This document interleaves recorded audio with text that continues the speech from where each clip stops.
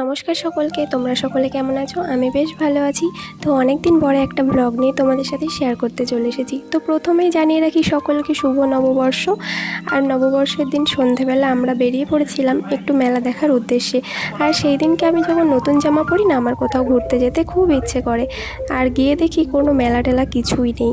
গিয়ে দেখলাম যে এক জায়গায় কীর্তন হচ্ছিল, আর আমি লাইটিং থেকে ভেবেছিলাম হয়তো মেলা হচ্ছে। যাই হোক, তারপরে ওখানে আর মেলা দেখতে না পারার জন্য চলে গেলাম আমাদের ওই বাড়িতে চলে গেলাম। আর ওখানে গিয়ে সবার সাথে দেখা হলো, আর খুব মনটা টানছিল যার জন্য যাকে বলে। আর এদিকে দেখো, দাদার বিয়ের প্যান্ডেলের বাঁশ অলরেডি পোতা হয়ে গেছে। ওর বিয়ে আর দুদিন পরে, সেই ভ্লগও তোমাদের সাথে অবশ্যই আমি শেয়ার করব বা চেষ্টা করব। যাই হোক, তারপরে পাপাকে কোলে নিলাম, একটুখানি ওর সাথে খেলা করলাম।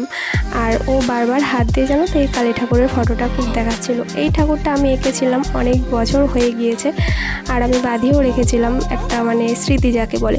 আর দেখো, বোন যেই জামাটা পরে রয়েছে, এটা আমি এঁকেছিলাম, যার জন্য ওকে বলছি চল তোর একটা ভিডিও ক্লিপ নিই ব্লগে। আর ও তখনই এসব ঢং শুরু করেছে। যাই হোক, চোখসা পার্ট, ওকে ভালোই লাগছিল।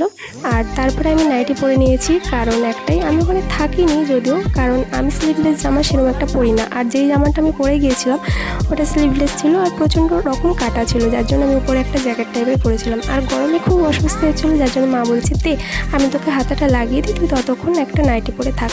তারপরে আমার চলে এলো বুচিমা, আর ওই যে পুচকাটা যেটা হাঁটছিল সেটা হলো আমার একটা মামার ছেলে।